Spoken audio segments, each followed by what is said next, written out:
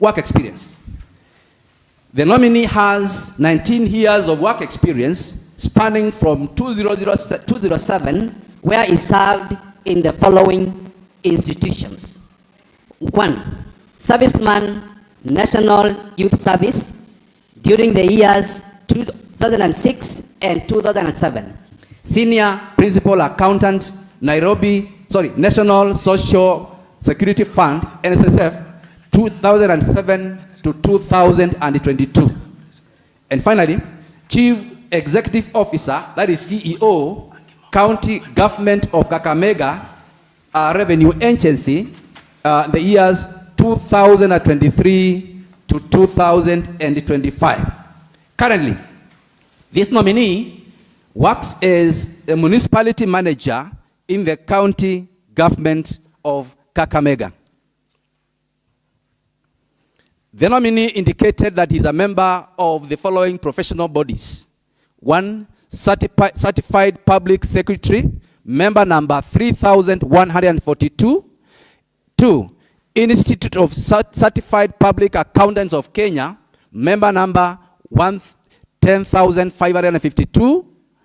Number 3, Institute of Certified Investments and Financial Analysts, ICIFA, member number 0543. Center for Corporate Governance, member number 0173. The nominee is worth 56 million. Integrity. The nominee submitted that he had never been charged in any court of law and or adversely mentioned in any investigatory or parliamentary report of inquiry. He also submitted that he does not have dual citizenship and has never been subjected to bankruptcy proceedings. He is not affiliated to any political party. Original documents were verified. The ID, national identification number, was verified. All the academic and the professional certificates were verified by the committee. Clearances from KRA, Higher Education Loans Board, ESCC, DCI, CRB, RPP were also verified. In addition, this nominee submitted a certificate of professional good standing from Institute of Public Certified Secretaries, IPCS, pursuant to section 58(1)(c) of the County Government Act 2012, annexure provided. Honorable Speaker, the committee took this nominee through a number of questions. And I want to pick a few for the purpose of the members to be at peace with what the committee did when we were doing the vetting.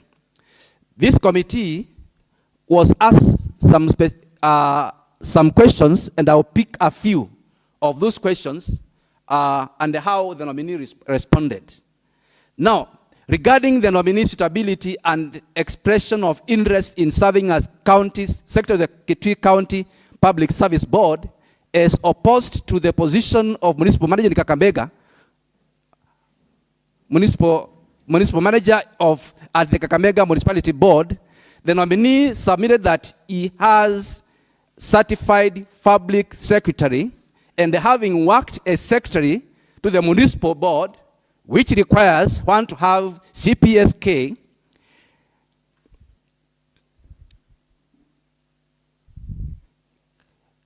in Kakamega County, pursuant to section 59(2) of the County Government Act, he has requisite qualifications and relevant experience needed for the job. 2, he also stated that he has strong and a sustained interest in the affairs of Kitui County, having previously served as vice chairperson of ISPAC and the county and the lower eastern region between 2017 and 2021, having also worked across central and eastern Kenya regions during his tenure at the NSSF. He also noted that this engagement fostered a sense of familiarity, belonging, and definite connection which in turn motivated his commitment to serve the people of Kitui County.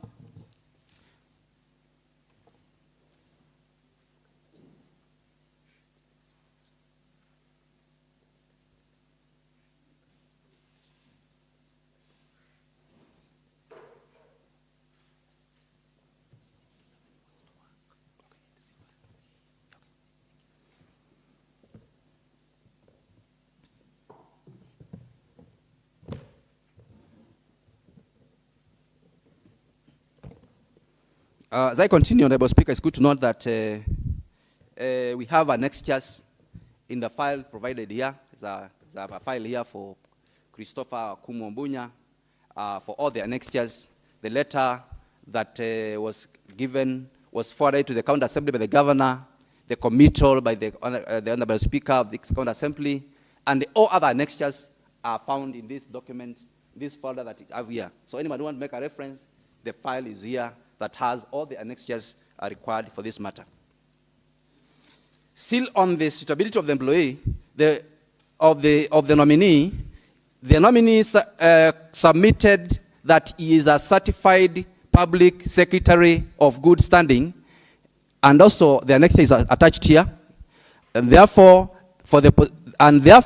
qualified for the position of the County Public Service Board pursuant to Section 58(1)(c) of the County Government Acts 2012.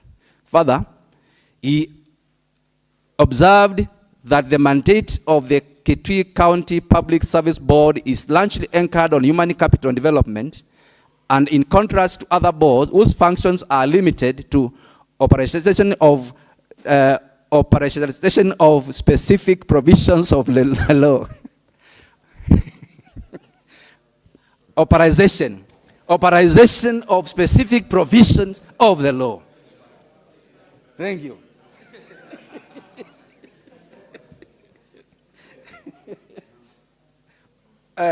Now, as to whether the employee is conversant with the laws regarding recruitment, promotions, disciplinary processes, and termination of employees, the employee submitted that he is well versed with the Employment Act 207 and the County Government Act 2012 and the Fair Administrative Act 2015 on the processes of fair and the competitive recruitment, which is based on merit, non-discriminatory promotions, as well as mechanisms of just disciplinary actions and determination of employment. He committed to be guided by Article 232 of the Constitution of Kenya 2010, which sets out values and principles of public services, particularly those emphasizing on transparency, accountability, fairness, and the discharge of his duties. He submitted that he would ensure that the establishment and maintenance of secure end-to-end encrypted database containing comprehensive academic professional records of all staff, as well as clearly documented areas of existing vacancies. He further undertook to advise the board, in line with applicable schemes of service, an appropriate staff promotion based strictly on qualifications, merit, and established procedures. These are some of the questions. Others are in the document, but these are the most important questions that we had with the nominee. Perhaps you can look at the last one, please. The last one, thank you. Yeah, I'm yes. guided. Let me just look at the last one. The nominee was asked on how you manage pressure, political pressure, in executing his roles. This is how the nominee responded. The nominee acknowledged the likelihood of political pressure inherent in the position. He assured the committee that he would uphold high standards of professionalism, adhere strictly to the law in order to safeguard the independence of the institution. Further, He shall ensure engagement of all stakeholders in order to maintain a balanced and impartial approach between administrative duties and political considerations. The committee's specific observations and the findings on suitability of the nominee. Having reviewed the nominees' completed questionnaire, curriculum vitae, oral submissions during the approval hearings, the committee made the following observations regarding its suitability for the appointment as secretary to the County Public Service Board. 1. The nominee is eligible for appointment as the secretary to the Kitui County Public Service Board. Number 2, the nominee is undertaking doctorate degree, PhD finance, holds Masters in Business Administration, MBA, from the University of Nairobi 2015-2017, Bachelors of Commerce degree finance option from University of Nairobi 2011-2014, and this brings compliance to the provision of Section 58(3)(d) of the County Government Act of 2012. Number 3, the nominee is a certified public accountant of 2012, member number 10522, and a certified public secretary, also finalist, CPSK of 2014, member number R/CPSB/3142. Number 4, the professional qualification meets the threshold set out in Section 58(1)(c) of the County Government Act 2012, which requires the secretary of the board to be a certified public secretary of good professional standing. Members, it is good to know that this nominee attached certificate of good professional standing attached, and this is the next year provided here.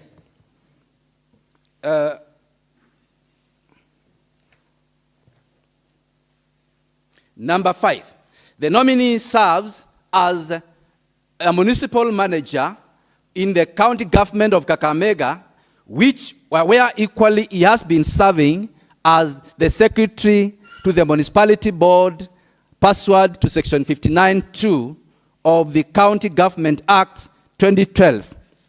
The nominee also as well served as the chief executive officer in Kakamega County Revenue Agency from 2023 to 2025. Number 6, from the outgoing, it is demonstrated that the nominee has extensive and relevant experience in the public service and administration spanning over 19 years, during which he has served in senior leadership and management positions.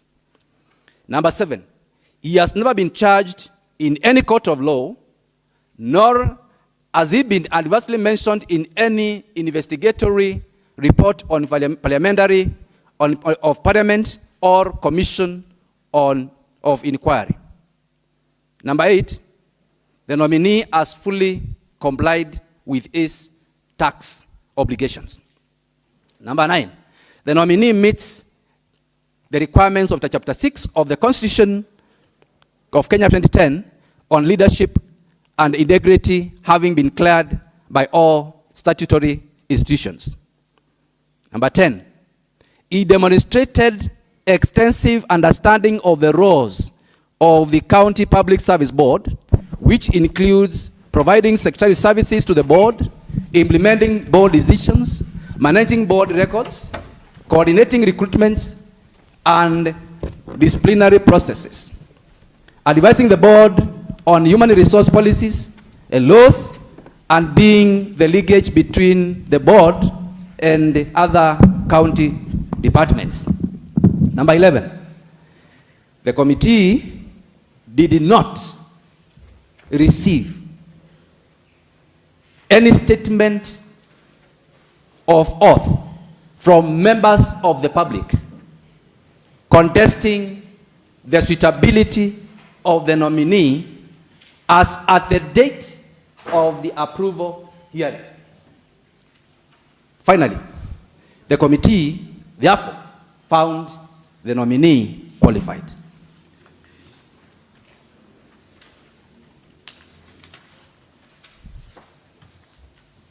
Committee recommendations.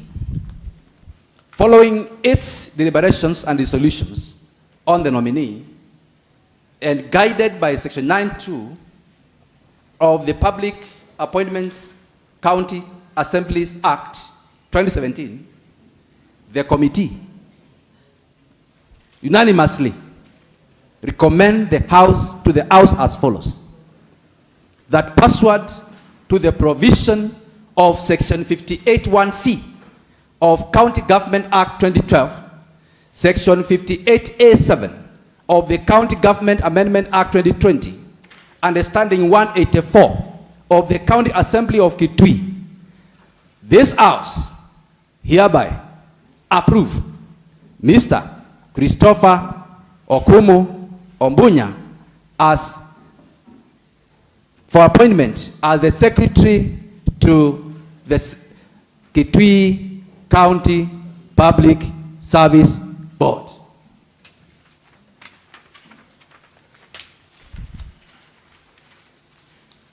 Conclusion. Following the conclusion of the vetting exercise, the committee urges the House to adopt the report by the Committee on Appointments on the approval of Christopher Okumu Ombunya for appointment and the Secretary to the County Public Service Board. On behalf of the Committee on Appointments and the pursuant to the provisions of Section 58(1)(c) of the County Government Act 2012 and the Section 58(7) of the County Government Act Amendment of 2020, Understanding number 179(6) of the County Assembly of Kitui, it is my pleasant and a pleasure to present the report, the seventh report of the Committee on Appointment on vetting of Mr. Christopher Okumu Ombunya for appointment as the Secretary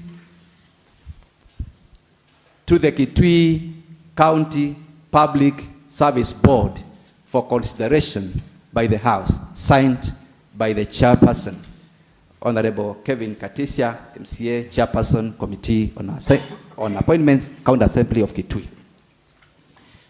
Finally, this report was signed and adopted by the members of the committee. We, the honorable members on the Committee of Appointments, do hereby affix our signatures to this report, affirming its accuracy, validity, and authenticity. Signed by Honorable Kevin Kinengo Katisia, Chairperson, Honorable Judith Wanza Kasioka, Vice Chairperson, Honorable Harrison Maluki Mawea, Member, Honorable Jeremiah Muse Mutua, Member, Honorable Gabriel Mutunga Munyaos, yours truly, a member,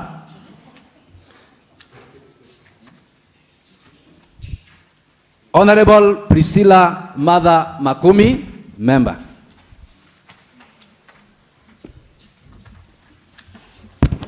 Honorable Speaker, before I call upon my colleague to second this motion, I would like to make a few remarks, and then I call upon Honorable Priscilla Mother Makumi to second. Honorable House, this Honorable House, I stand before you as a member of the Committee on Appointments. We The members of the Committee of Appointments did our work. We did the approval hearings that were heard, and everybody could watch what was happening. This nominee demonstrated clear understanding of the roles of the secretary to the County Public Service Board. This nominee has a certificate of good standing from a professional body that is attached in the document that you have. This nominee has excellent academic qualifications. He surpassed our expectations in matters academic qualification. This nominee is also well versed with the legal matters touching on the public county public service board. We would throw a question at this nominee, and the nominee will just open the Constitution and they give us specific laws without googling. You see, nowadays it has become a time of googling. Whenever you ask somebody a question, you just go to the phone, Google, to be able to get that specific provision of the law. Sylvester Amo, I would like you to make some comments here, so kindly don't move out.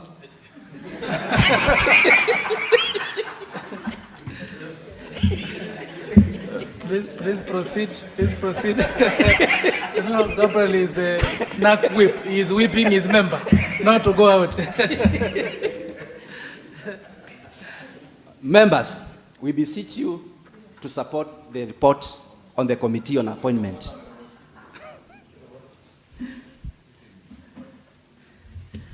Honorable Gabriel, there's a point of order by Honorable Kasinga. Yes. Honorable Kasinga being a ranking member, I'm sure he can't just interrupt you without a valid point of order. Yes, Honorable Tatas Munyawe Kasinga, member for Mumoni Ward. What is your point of order? Thank you, Honorable Speaker, for your intentions. We were moving very well. The move of the motion is doing quite well. He's a good friend of mine. Until Honorable Speaker got to a place where the member referred to our colleague, which I don't know, to someone as Sylvester Yamu.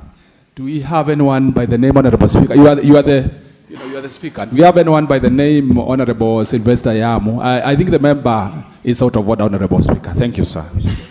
You're very right, Honorable Tatas Kasinga. However, Honorable Dagara would like to inform you. Members, let's try to avoid interruptions because we need to really move the speed. I hope, Dagara, you're not trying to make a joke. Yes. Mr. Speaker, thank you so much. I want to inform my neighbor, Honorable Kasinga. There is no one who is not aware of the wounded buffalo. Honorable Yamu is a name that is not all of us, Mr. Speaker. So you don't need to prove. You are referring to the nickname, but we have heard your point of the wounded buffalo. Let's proceed, Honorable Gabriel. Please, you need to either correct yourself or withdraw that particular name. Honorable Speaker, I referred to Honorable Sylvester Kitui Munyalo as Yamu because his name, the ground, is Yamu. So it's a name that I think is in his ID card. You should have quoted, but it's okay. Let's proceed now because of time. So I withdraw and call him, refer to him as Honorable Sylvester Kitui Munyalo. Thank you. Let's proceed now. Honorable Speaker, I will urge the House to adopt our report, to approve our report on the appointment of one Christopher Okumu Ambunya. Members, this committee found this nominee fit for this job as I have taken you through the document. So I humbly request this House to support this motion and approve one Christopher Okumu Ambunya as the Secretary to the Kitui County Public Service Board. Honorable Speaker, with those many remarks, I would like to request Honorable Priscilla Mother Makumi. Gabriel, you have to move first before you request for secondment. No. Clerk, guide the honorable member accordingly.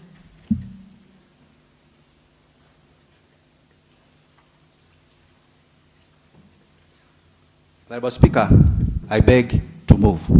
And Request. Honorable Speaker, I beg to move this report and request Honorable Priscilla Mother Makumi to second. thank you very much. Thank you very much, Honorable Gabriel Mutunga Monyao, a very able member of the Committee of Appointment and the Minority Whip. Continue whipping your members to come back. Where are they? Continue whipping your members to come back. Where are they? And you know, some of them say that they are the defenders of the government. They should be here. Honorable Priscilla, please proceed. Proceed. All the whips, Honorable Ndagara. Where are your members? Whip your members to come back. The whips should be at work. Where is the Jubilee whip? Honorable Masako, I think your house is it a full house? I can't see one of your members, Honorable Masako. UDA whip, where is UDA whip? Members of UDA. I know your meeting with the president was yesterday, not today. But I can see Frida and Paul. Yes, Masako? Where are your members? Yes, somebody have seen you. Yes, Honorable Speaker. Yes, Jubilee whip. I can confirm my members. We have Honorable Kimuli, who is around. Thank you. And we have only one member who is on our way coming. Thank you. So, as we have quorum as Jubilee, so we can transact any business in this house. Thank you, Honorable Speaker. Thank you, Jubilee. Wiper, where is the majority whip? Honorable Katola, where is he? Yeah, Honorable Dagara, where are your members? My whip, Honorable Katula, to some extent, is not feeling well. He's going in and out, but I know he's around, Mr. Speaker. And even members of the Wiper Party, a majority in this assembly, Mr. Speaker, right now, are members of the Wiper Party. And we have the quorum, Mr. Speaker. So everything else is okay. You can proceed. Thank you very much. Before, yes, Mr. Kambite, what is your point of concern? The independent whip. Yeah, thank you, Mr. Speaker. My point of concern is Honorable Dagara has alluded that Honorable Mukwate is unwell, going in and out. Kindly, he might clarify to the House so that at least you may offer our prayers. What kind of sickness is that? Thank you. That is a very good concern. Honorable Mukwayo, member for Kiamethana. Thank you, Mr. Speaker. Yes. Allow me to inform Honorable Musioka Bite, who is also a mzee mwenzangu, that anything medical is supposed to be in confidence. Thank you, Mr. Speaker. Thank you, but we are concerned also for that medical condition. Let's proceed. Honorable Priscilla. Let's proceed. Thank you, Mr. Speaker. It's a happy morning. Mr. Speaker, sir, before I second, allow me to join you and welcome the members of the public who are in Dengarali, and they say they are most welcome in this house. Mr. Speaker, sir, I stand to second the motion by one Christopher Okumu Ombunya. Yes. Please proceed. Don't interrupt the member. We have so many other motions, members. Let's proceed. His name is Christopher Okumu Ombunya. For the appointment of the secretary to Kitui County Public Service Board. Mr. Speaker, sir, I'm one of the members of the committee, and we really went through the report, the way it was submitted by Honorable Gabriel Munyao, and for real, this committee did a very good report. So I'm asking this Honorable House to please support the report as we approve the member. I second. Thank you, sir. Thank you, Honorable Priscilla Mother Makumi. I'm a very able member of the Committee of Appointments, and she was very passionately representing the women of Kitui County in that committee, because you were nominated by Wiper Party to represent women. So thank you for knowing your work here. Your work here is not to represent our party, but to represent the category of people you are nominated to represent. Thank you very much. You may take your seat, and all the other members. Honorable Monsieur Kambite, Katotla has come in.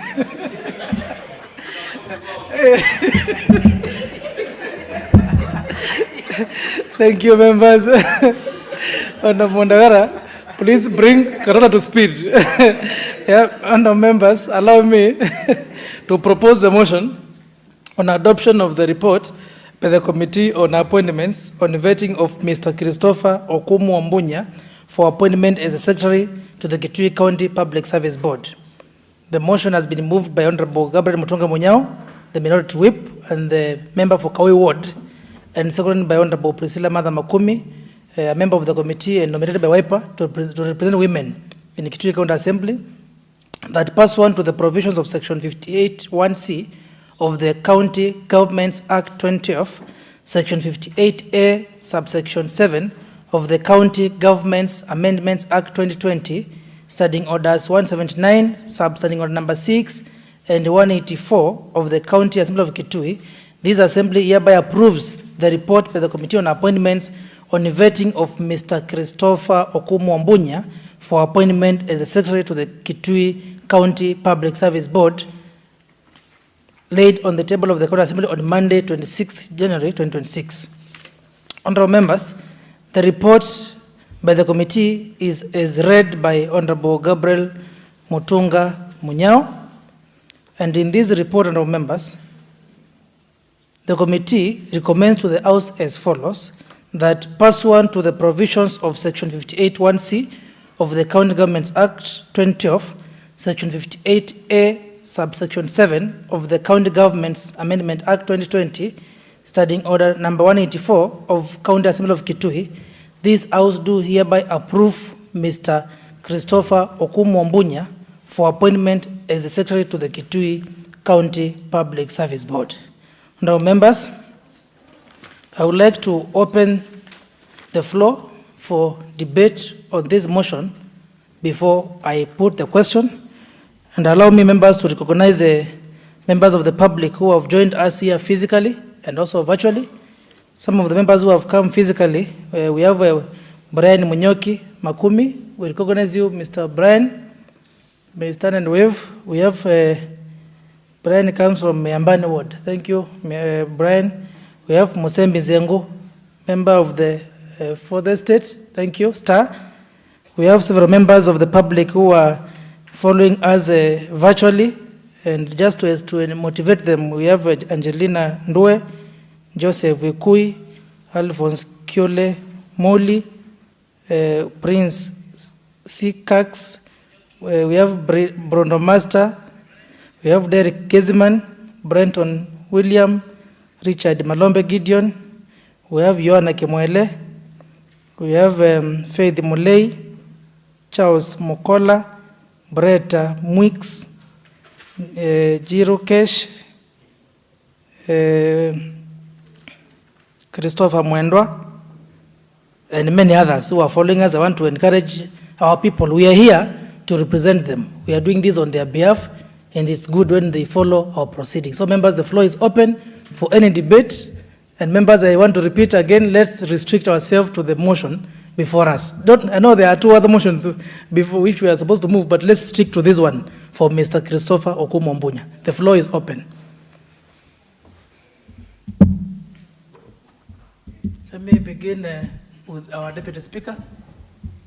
We'll follow the order, the hierarchy of leadership, and also if you are a ranking member, you speak first, so that Monsieur Kambite can work hard to be re-elected. You know, ranking members will speak first, and the House leadership will speak first. So let's start with the House leadership, then ranking members, then the other members. But members, please, I give you strictly 2 minutes at most, and the clerk, please make sure that you time. When the light is red, please stop kindly so that we proceed. Honorable Christopher, our Deputy Speaker, and our Kili, please proceed.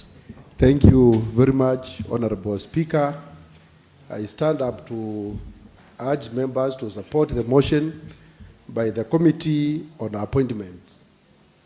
However, Honorable Speaker, being a citizen of Kitui, there are many issues which have been raised by our people. And Honorable Speaker, it is also good to bring to the knowledge of our people that such appointments, when they are being done, they are done on merit and the best candidates gets it.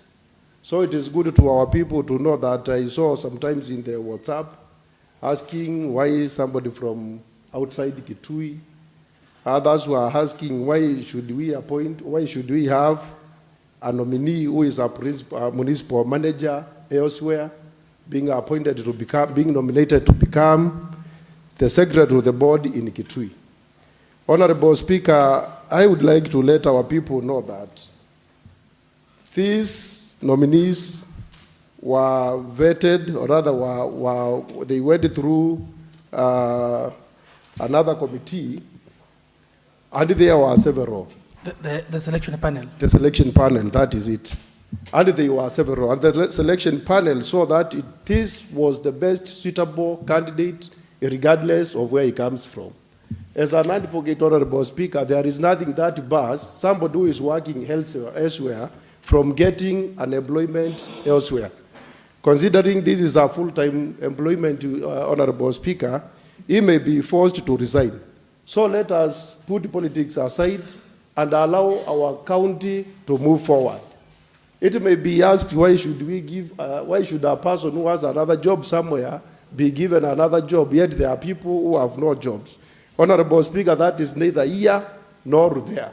The committee, the selection panel did its job. The committee on appointment has done its job.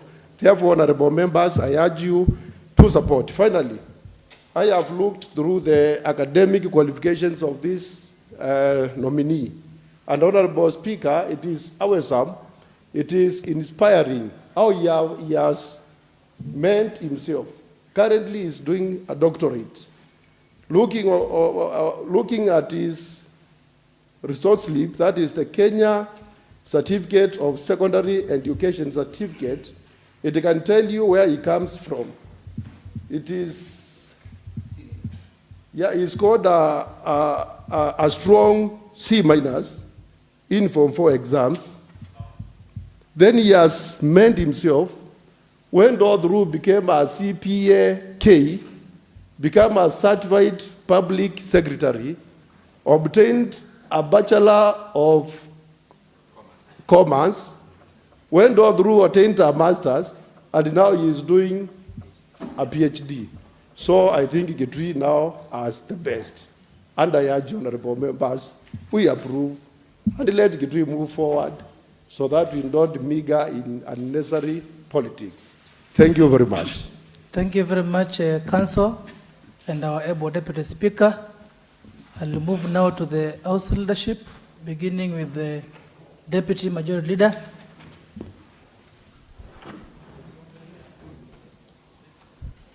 Members, you can, apart from Mheshimiwa Deputy Majority Leader, the others you can speak from where you are. We have cameras which can focus on you wherever you are. Yeah, so thank you very much. But DML is a very senior position. Let's give him the chance to speak from there. Honorable Deputy Majority Leader, please proceed. Thank you, Mr. Speaker.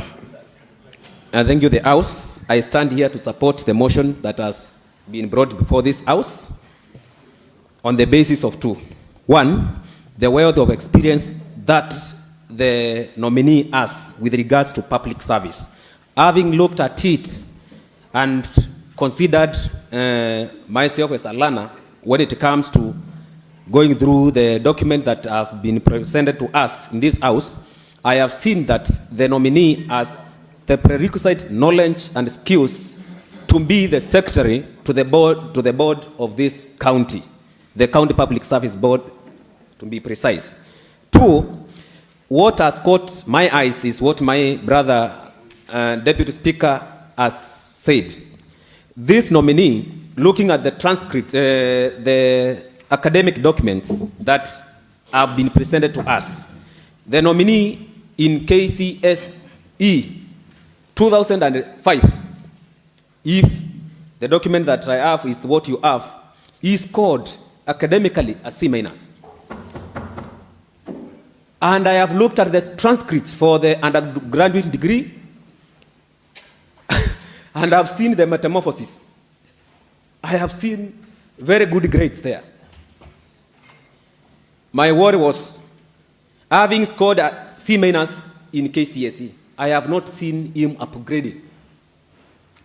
Because from where I am, I believe you cannot go from C- to degree without bridging somewhere. So I would wish to get clarity on that. However, having looked at how the gentleman has worked, I would encourage... Do you want to get clarity now from the mover? I will get response after the final, because of the time that we have kindly, Mr. Speaker.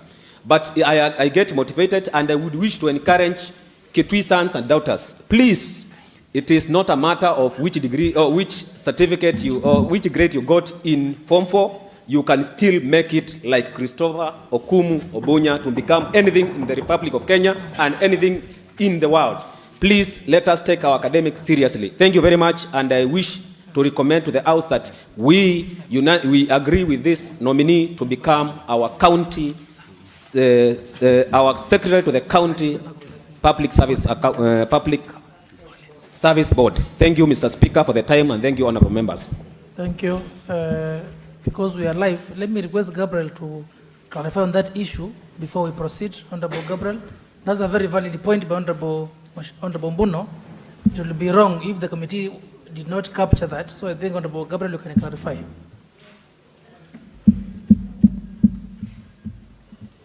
Thank you, Honorable Speaker, for this opportunity to clarify on matter that was raised by the member for Endo Malalani, Erastus Bono.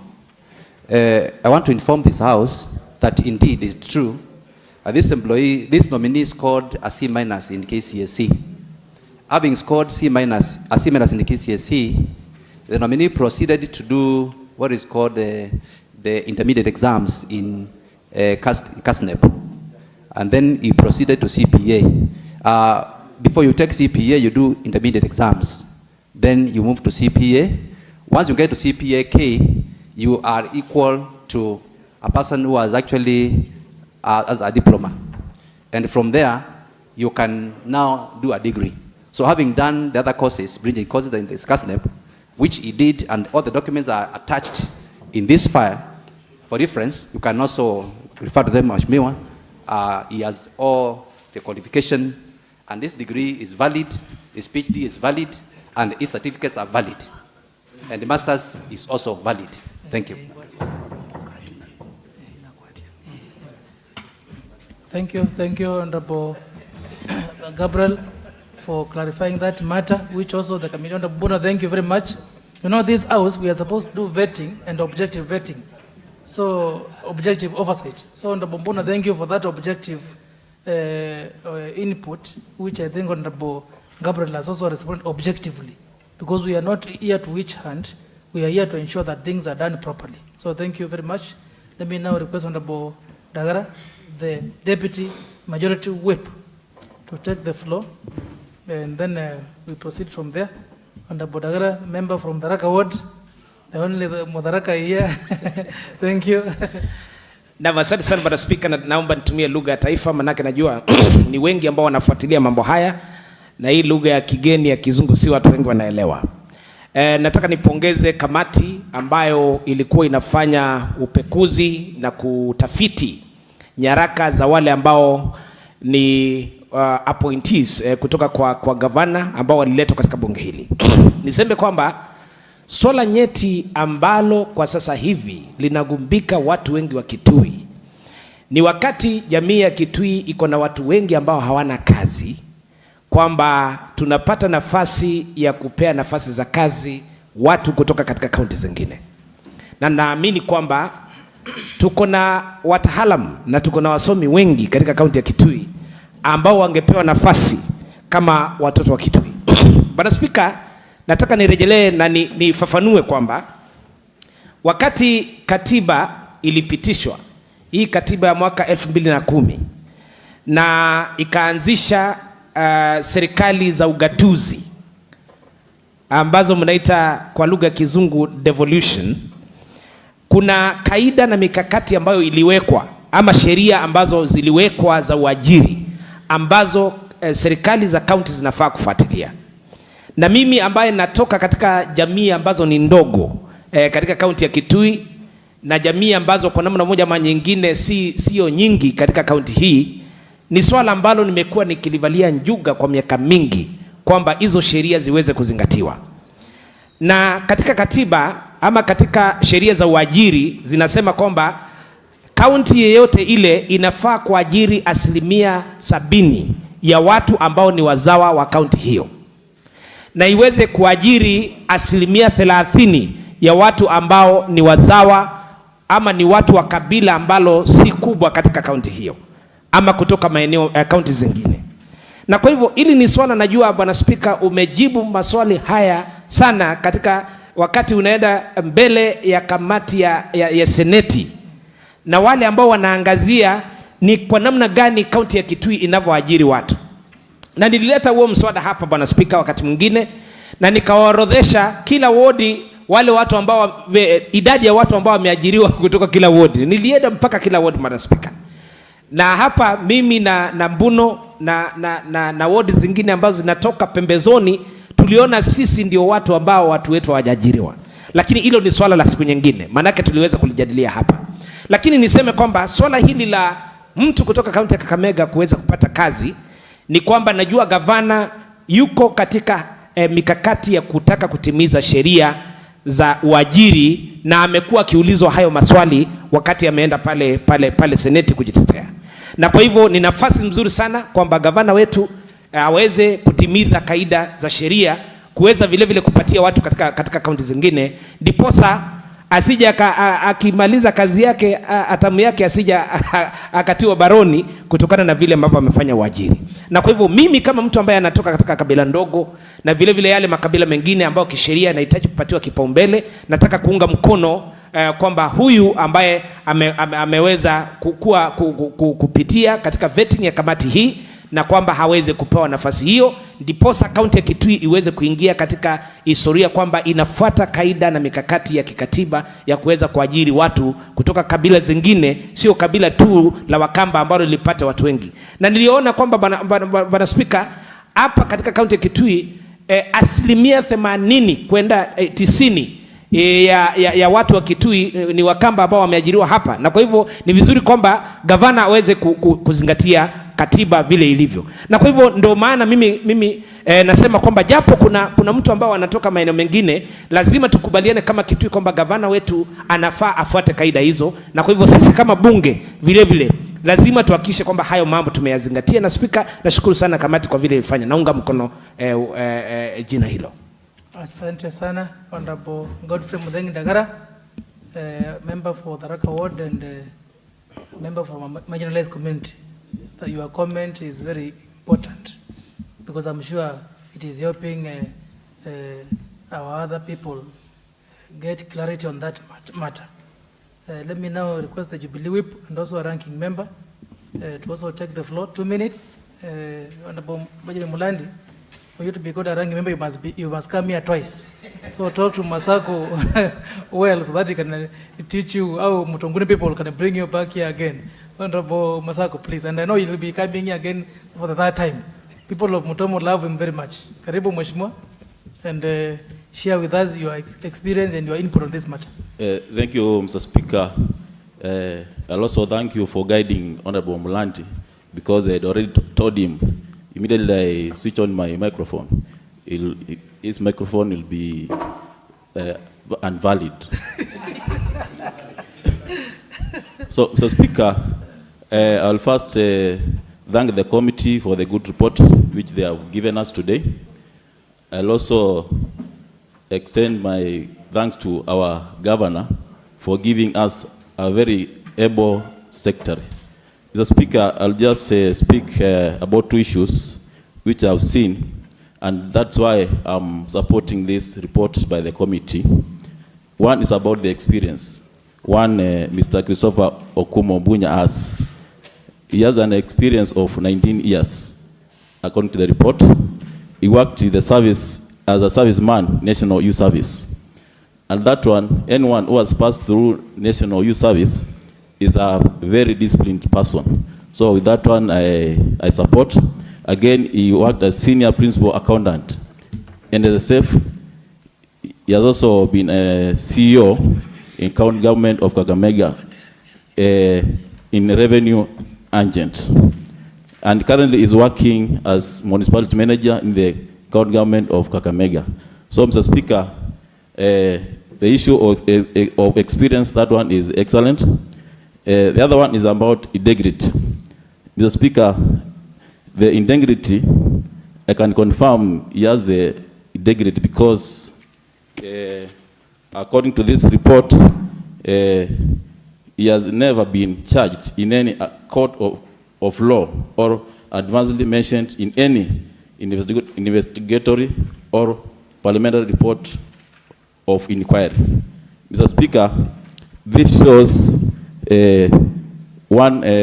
Christopher is a very good person and he can work in this county of Kitui very well because according to his experience, having worked as a revenue agent, and that's a very sensitive area, and he has never been charged in any court. The Speaker, I support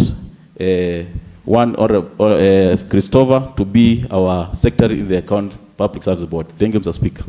Thank you very much, Honorable Masaku, for that input. Let me now request a member of the Speaker's panel, Honorable Paul Maluki. Speaker's panel is the part of the House leadership, and they need to be given the necessary respect which they deserve. Because when the Speaker is not there, they also preside. So, Honorable Paul Maluki, so you are senior to Honorable Mulandi, member for Mutonguni, and our very able chair. Honorable Chair, we are still loyal. We need you to take us for Alaska. We are loyal. But Paul is your senior in this house. Honorable Paul, please proceed. Thank you, Mr. Speaker. I want to be very brief and take this opportunity to congratulate Chris Obunya for the nomination by the governor and his approval by the appointment committee. Mr. Speaker, what you did is amazing. I actually want to join my good neighbor and the Deputy Speaker in responding to what I saw in the social media, Mr. Speaker. When we go out for the CAF games, I had an opportunity to meet with a senior accountant from County Assembly of Bungoma, Mr. Speaker, and is a Kamba lady who comes from Kitui County. If now she was judged on where she comes from, Mr. Speaker, maybe today she couldn't be the accountant from that county, Mr. Speaker. Therefore, I want to challenge all of us that I want in the near future to find a clerk of the county assembly of a place like Homa Bay, coming from Kitui, because that is what national unity. Actually, the clerk for Kiambu comes from Kitui, and the clerk for Nakuru comes from Makueni. Now you see. Therefore, Mr. Speaker, we've got no any other reason as why we shouldn't approve this guy. I really support him, and I've been challenged by his academic upgrading. Yeah. If now we were to be judged on what we scored, maybe in primary, secondary schools, some could not have made it to the university. I want to challenge us all, also to register for those professional exams. I was going through some here and I see somebody is a lawyer, he's an accountant, you're certified in all other aspects. That now you diversify so that you don't rely on one profession. I thank you, Mr. Speaker, and I support. Thank you. Thank you very much, Honorable Paul, for being using the time well. I think you used the 2 minutes very well. Let me now request the other members, and I will now go to the House responsibilities. Chairs will go first. So, Honorable Mulandi, then Honorable Mamisi, in that order. Then now from there we go to the ranking member. Oh, sorry, after Mamisi, Sami. After Sami Kasinga, after Kasinga, Mheshimiwa Madhi Obode, in that order for now. So please, strictly 2 minutes, Honorable Chair, Committee on Culture, Youth and Sports. Thank you, Speaker, for giving me a chance to add my voice on the motion before us this morning.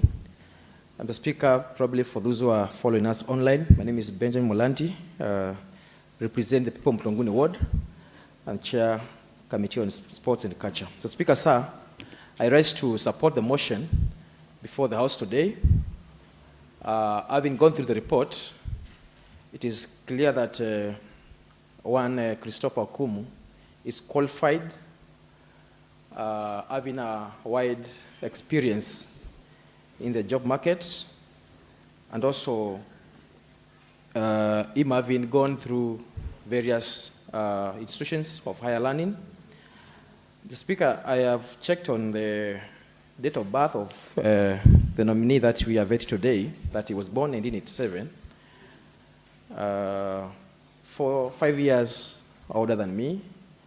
It's a challenge to me that I need to go back to school because I just have a bachelor's degree. He himself is pursuing a doctorate.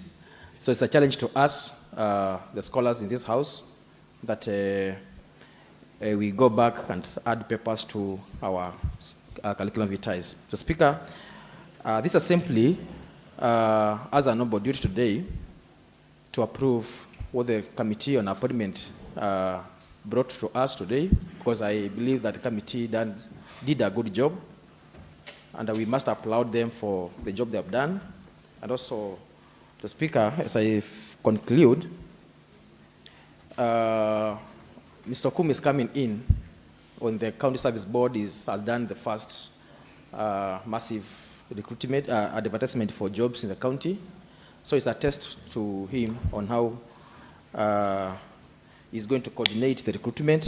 Is one of the roles of the Secretary to the board, and also on how he's going to implement the board decisions concerning what is ahead of us. So my plea to him as he steps in as a as the Secretary to the board, is that he help us get the correct people in position for the jobs that have been advertised, which are yet to be called, interviewed for. Thank you, the Speaker. I support the motion before the House today. Thank you. Thank you. Thank you, Honorable Benjamin, a very able and active member of this House, representing the great people of Mtonguni Ward and a youth. Thank you. And I'm happy that you have been challenged by Christopher Okumu. That 7 is just 2 years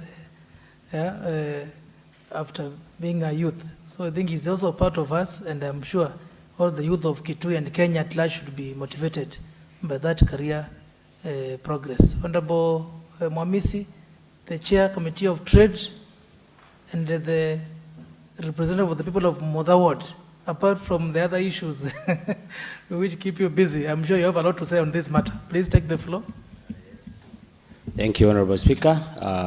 For the purposes of our viewers in social media, my name is Honorable Dominic Mamisi, representing Mother Ward and Chair Committee on Trade. Honorable Speaker, I will be very brief, and I want to mention some few things. First, I wish to congratulate the committee led by you, Honorable Speaker, because of you did a very good and thorough job. Honorable Speaker, I also want to say congratulate you and also the management, the leadership of the Assembly, because of what you did. Indeed, it is very good, Honorable Speaker, for our electorates to view, to watch us online, because they can see what we've been doing and what we do. Honorable Speaker, on matters, Chris, I want to say a lot has been said. And indeed, Honorable Speaker, the gentleman is very qualified for this job. And indeed, I think even the governor himself, His Excellency, the Governor, Dr. Julius Malombe, was very right to bring a name that is of good stature, someone who is qualified academically, also in terms of character. We can see from the document that has been placed here. Indeed, the gentleman, in terms of integrity, every other thing, Honorable Speaker, the gentleman is qualified. And I want to say this. Indeed, as I support the report, This gentleman is coming at a very critical time when the county government of Kitui is hiring. And we expect a lot. We expect to see a lot of value that is going to bring. And work on issues, especially on the distribution of the slots that have been advertised, so that every other ward can get the slots. Honorable Speaker, I support the report. Thank you. Thank you very much, Honorable Momisi, Honorable Sami, Musili Munyidha, then Honorable Kasinga, and Honorable Matthew, in that order. I believe the others, maybe you can comment in the other motions, because we have several other motions before us, please. Honorable Sami, Musili Munyidha. Thank you very much, Honorable Speaker. First is to appreciate even the composition of the committee of appointment. I've seen it's well blended. And it has very sharp members. I recommend, even the mover was quite clear when he was moving the motion. So that is very recommendable. Mine is just support this motion and just do a very little, because members have mentioned almost everything. I just wanted to request our clerk, somebody who wrote something which I don't really understand whether it was right or not. In page 26 on the motion, there's somewhere written signed by Honorable Kevin Kinengo Katisia, then they put MCA, then they say chairperson. So I think there should be a little error there. I wish they said incoming senator, that could be better. Yeah, so kindly, just that little correction. Otherwise, so far so good. I'm very happy for the report and we are doing well. Thank you. I beg to support the motion. Thank you. There's a point of order before you finish. Honorable Paul Maluki, what is the point of order? Mr. Speaker, you see now, this house is a house of order and procedure. Nobody who is challenging Honorable Sami Munyidha in regards to referring to you as incoming speaker, Mr. Speaker. But because this is a document of this house, Mr. Speaker, is it in order to refer to our able Honorable Speaker, incoming senator, in this document, Mr. Speaker? Because for you to become a speaker, one qualification is you must have all the qualification of becoming an MCA, and that's why it is referred there. And I'm very happy, every time you visit our ward, Mr. Speaker, you say you are the second MCA of that ward. If the MCA is absent, you can take charge. But now, Mr. Speaker, the matter is where he is reserved, saying in this document, the chairperson of appointment committee, you say incoming senator. I thank you.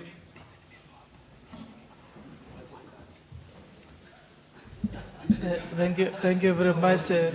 Thank you very much, Honorable Paul. Honorable Minority Leader, do you want also to add your voice on this matter?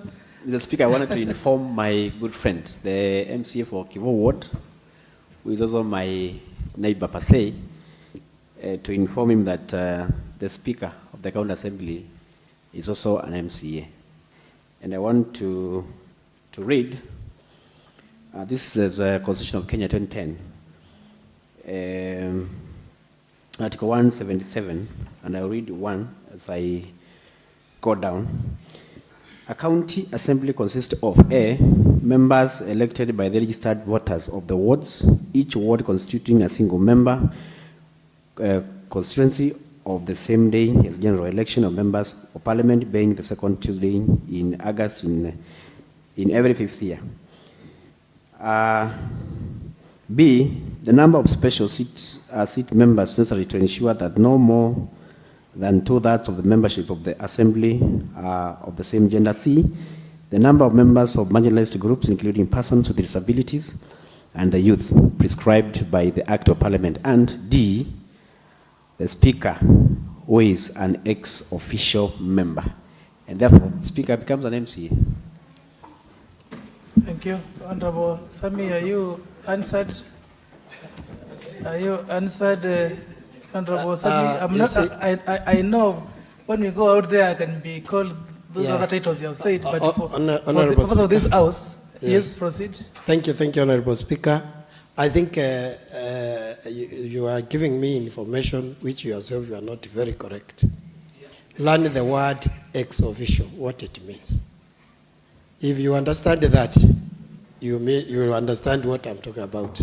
Two, we have been passing many motions in this House, okay, and I don't see many times in our documentation we refer our Speaker as MCA. Our Speaker has never been referred as the same. There is external thing we do, that's different. But here officially is our Speaker, is not our MCA. So in this documentation, I was saying something is not very right. So kindly understand the word ex officio. Thank you. Sami, what does it mean? We may also ask you, but let me answer for you. An ex officio means by virtue of your position. So by virtue of myself, let me make this very clear. Ex officio means by being a member of a particular group by virtue of that position. That's the meaning of ex officio. So by virtue of myself being the Speaker, I'm also an MCA, member of the County Assembly of Kitui. That's why I'm seated here with you. The only thing an ex officio member cannot do, cannot vote. Like here, if you finish this deliberation, you can all vote, but I cannot vote. So that's the only difference. So Honorable Jeremiah is very correct, as per Article 177 of our Constitution. So the Speaker is an ex officio member of the County Assembly by virtue of the position. Let's proceed. It's not a debate. Let's proceed with Honorable Kasinga, and then Honorable Matthew, in that order, then Mwange. Let's proceed. Thank you, Honorable Speaker, sir. Rightly, I'm Titus Kasinga, MCA from Moni Ward, serving for my second term, and thank you for the conclusion of ranking members. Honorable Speaker, I stand to indeed agree with the Committee on Appointments on the recommendations of one Christopher Okumu Obunya for the appointment as the Secretary to the Kitui County Service Board. In concurring with this report and in supporting the report as moved by the motion moved by the Minority Whip, Honorable Gabriel Munyao, I appreciate the input that the committee has had. Honorable Speaker, for record purposes, I was a member of the Appointments Committee in the first term, 2013 to 2017. I know it is never easy to take through and to go through in terms of the vetting of the applicants, or rather the nominees. And I want to say that I agree with my colleagues in misgivings that have been raised maybe by the members of the public about the issue of the ethnicity and the background of this person. We must ensure that this country, we really address the issues of integration. We need to be a country that accepts and acknowledges that we have diverse backgrounds, and we can be able to work anywhere the law allows us to do so. And rightfully, as Honorable Ndagara put it, that % of the people that are appointed in county government should come from outside that county. Honorable Speaker, I want to say that hopefully we are going to have this person who has been nominated, Christopher, discharging his duties in the due diligence way. And he joins the county government of Kitui if he is approved by this assembly. And I would say, as I wind up, Honorable Speaker, that when one is given an opportunity, biblically, you are supposed to be in charge. Simon Sinek said, leadership is not about being in charge, but about taking care of those you are put in charge. So we do hope that Christopher will be able to take care of what is being put in charge, and we wish him well. Finally, I say that to the county government of Kitui, led by His Excellency the Governor, and the panel that worked on the nominee, that it was an excellent thing. We do acknowledge, and I join you, Honorable Speaker, in the participation of this report by saying that this assembly owes the people of Kitui the due diligence in what we are doing. Finally, Honorable Speaker, allow me to say that while we were on recess, we had many issues that took place. We had a misfortune that befell Honorable Judy, and I think I want to, as I wind up, say sorry for the loss of your mom, and also may you take courage, and we continue to pray for each other. Thank you, Honorable Speaker, for having taken time to, actually with the members of the assembly who went there to condole with the Judy. I empathize, Honorable Speaker, however, Thank in you. that place, one Honorable Jeremiah was mishandled. Thank you. I pray that God helps him. But Honorable Jeremiah, my brother and my young brother, as we continue, please take care of the environs always, wherever you are. Thank you, Honorable Speaker, for the indulgence. Mheshimiwa, you know you're a ranking member, but don't misuse that title. Stick to the agenda before this house. What you have said is very important, but you see now you are inviting Jeremiah to say a word. No, because no, he deserves to say something because there's something you told him, which he, as a politician, he has to respond. Honorable Jeremiah. Yeah. So please, let's stick to the agendas of this sitting. But Jeremiah, because you've been mentioned by a ranking member. Mr. Speaker, I acknowledge the advice from I call him my dad in quotes. But Mr. Speaker, I'm a politician. Yes, very young politician. But I understand for you to join this assembly, either at the National Assembly or at the Senate or at the County Assembly level, Mr. Speaker, there are so many ways that people use to be elected. Whatever happens at the ground is part of politics. It's never subject of discussion at the floor of the House. Mr. Speaker, politics at the ground, we handle them the way we want to handle them, and everybody handles them the way they want to handle them. But at the floor of the House, Mr. Speaker, we mean business. Thank you. We are here to do business. Thank you very much, Honorable Jeremiah. I had to give you a chance as a politician because you are the ranking member. Kasinga mentioned you, but he did it in good faith, I'm sure. But let's stick to the agenda. Honorable Matthew, please, 12 minutes. I think Mwange will be the last so that we can go to the other motions. Thank you, Mr. Speaker. I take this opportunity first to congratulate the Committee of Appointment for the good job which they did. I know I was a member of that committee and I know how it takes to have this information. The other thing, Mr. Speaker, I rise to support this motion of Mr. Christopher Okumo Bunya to be the Secretary of Kitui County Public Service Board. Mr. Speaker, with the recommendation from the committees and understanding of the specific rules of the Secretary to the board, I've seen that the committee found him suitable in the matters of a technical advisor of the board, and also as a link between the staff and the board, and also with the experience which he has in public service for 19 years. I think he's a good person, and I think we are supposed to approve him as an assembly for this role so that the Kitui County can move on. Mr. Speaker, I also want to inform Honorable Maluki from Kwamutonga that the Kiambu County Assembly clerk comes from my ward. Thank you. Thank you very much. He's called Motie. He comes from Honorable Matthew's ward. Thank you. Honorable Mwange, please, 1 minute.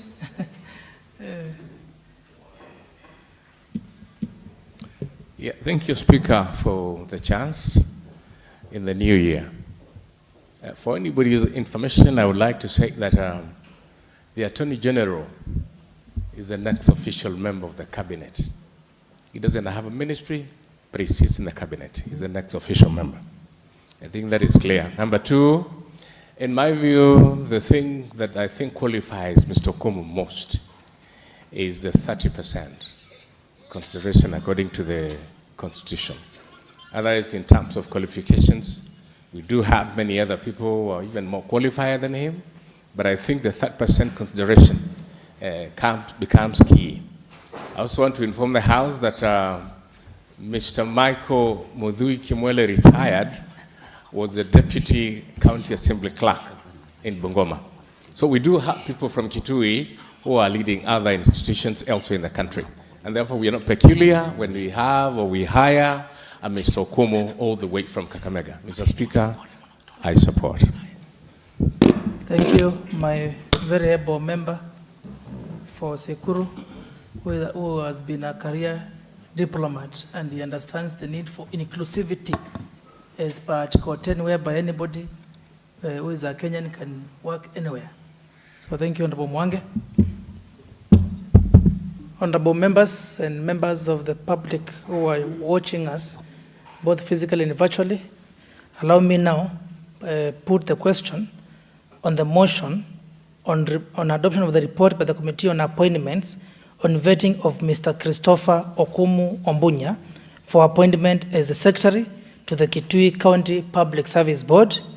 Motion moved by Honorable Gabriel Mutunga Munyao, a member of the Committee on Appointments, the Minority Whip, and the very able MCA for Kawi Ward, and seconded by Honorable Priscilla Matha Makomi, a member of the committee, and the Chair Committee on Basic Education, and an MCA nominated by WIPA to represent women in this House, that pursuant to the provisions of Section 58, subsection 1C of the County Governments Act 2012, Section 58A, subsection 7 of the County Governments Amendment Act 2020, Standing Orders number 179, substanding order number 6, and Standing Order number 184 of the County Assembly of Kitui, this Assembly hereby approves the report of the Committee on Appointments on vetting of Mr. Christopher Okumu Ombunya for appointment as the Secretary to the Kitui County Public Service Board, laid on the table of the County Assembly on Monday, 26th January 2026.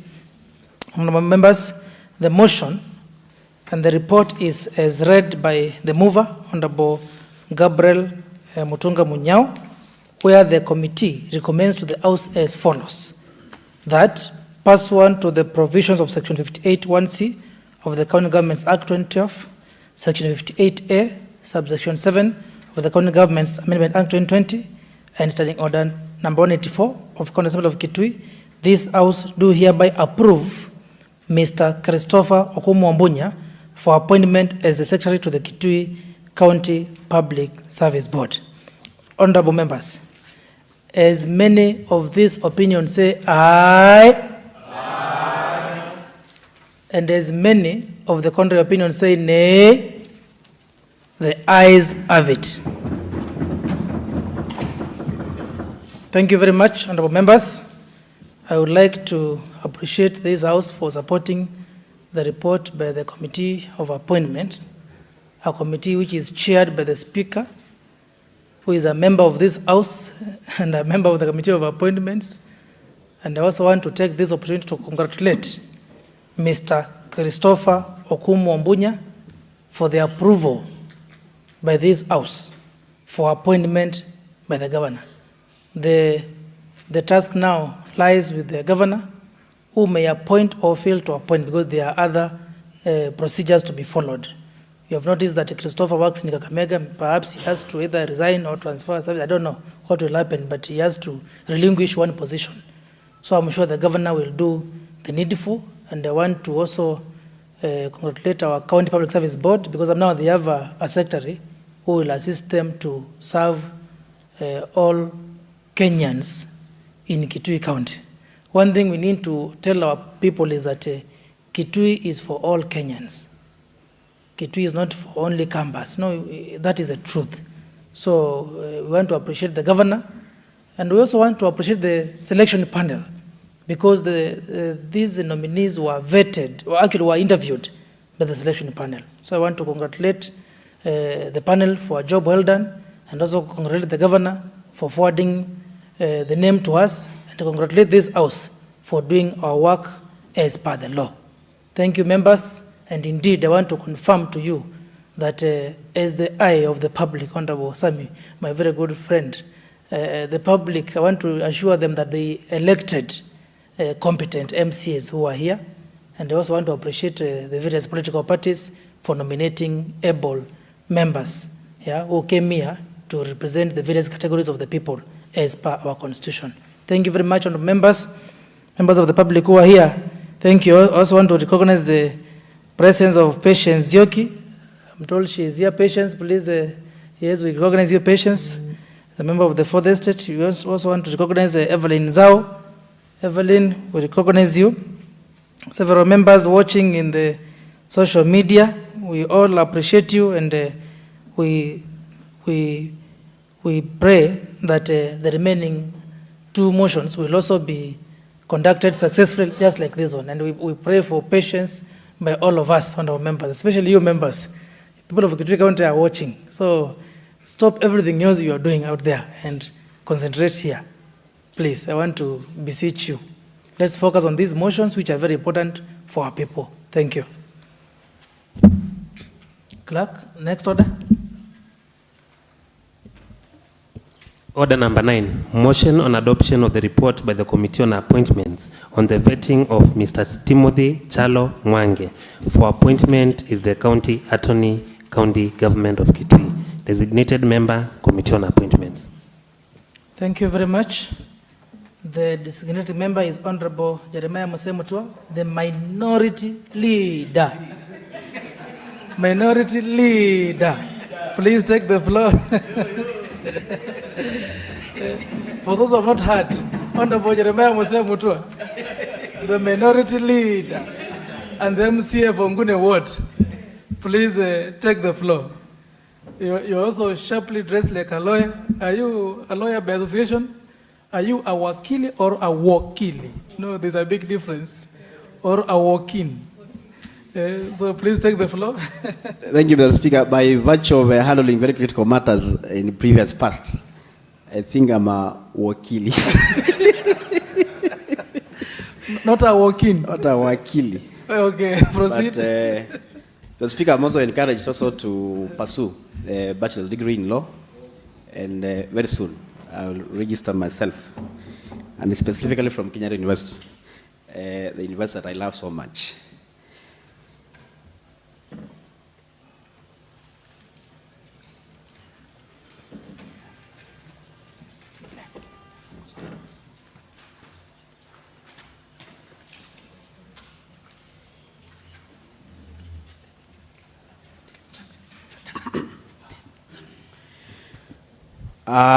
Thank you, Mr. Speaker, and honorable members and the public watching from our social platforms.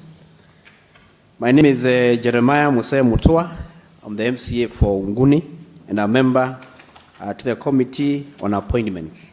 Mr. Speaker, I move a motion on adoption of the report by the Committee on Appointments on the vetting of Mr. Timothy Chalo Mwange for appointment as the County Attorney, County Government of Kitui, that pursuant to the provisions of Section 5.1 of the Office of the County Attorney Act 2020, Standing Orders 1796 and 184 of the County Assembly of Kitui, this Assembly hereby approves the report by the Committee on Appointments on vetting of Mr. Timothy Chalo Mwange for appointment as the County Attorney, County Government of Kitui, laid on the table of the County Assembly on Monday, 26 January 2026. Honorable members, I want to urge you to refer on abbreviations. There is an abbreviation that I will use throughout this report. The last one, PACA Act. PACA Act to mean Public Appointments, County Assemblies Approval Act 2017. Members, I'll take you through the chairperson's forward. Section 5.1 of Office of the County Attorney Act 2020 requires the governor to nominate and with approval of the County Assembly, appoint a county attorney. Pursuant to the legal provision, His Excellency the Governor, Dr. Julius Makau Malombe, forwarded to the County Assembly feed a letter dated 5th August 2025 and reference CGKTI/OOG/ADM/23/62, which is Annexure 2, the name of Mr. Timothy Chalo Mwange for approval to serve as the county attorney. Consequently, this message was conveyed to the Assembly by the Speaker on 6 August 2025, pursuant to Section 71 of the Public Appointments, County Assemblies Approval Act 2017. Upon committal on the nominee pursuant to Section 71 of PACA Act 2017, the Committee on Appointments held its first sitting on 7th August 2025. Pursuant to the provisions of Section 7(4) of the PACA Act 2017, the acting clerk of Assembly notified the nominee together with the members of the public on the date, time, and place of approval hearings on 6 January 2026 in the Daily Nation and Star newspaper. The ANFATs also required members of the public to submit written statements or statement on oath from the members of public contesting the suitability of the nominee. On Monday, 19th January 2026, the committee held approval hearings at the county assembly chambers to determine the suitability of the nominee of appointment to serve as the county attorney. During the vetting, the committee was guided by Article 73, subsection 2 of the Constitution of Kenya 2010, Section 5(2) of the Office of the County Attorney Act 2020, and Section 8 of PACA Act 2017 to examine the nominee against the following criteria amongst others. 1, academic qualifications. 2, employment records and work experience. 3, professional affiliations. 4, potential conflicts of interest. 5, knowledge of relevant subject matter. 6, relevant clearance certificates from A, Ethics and Anti-Corruption Commission, that is EACC. B, Kenya Revenue Authority, that is KRA. C, credit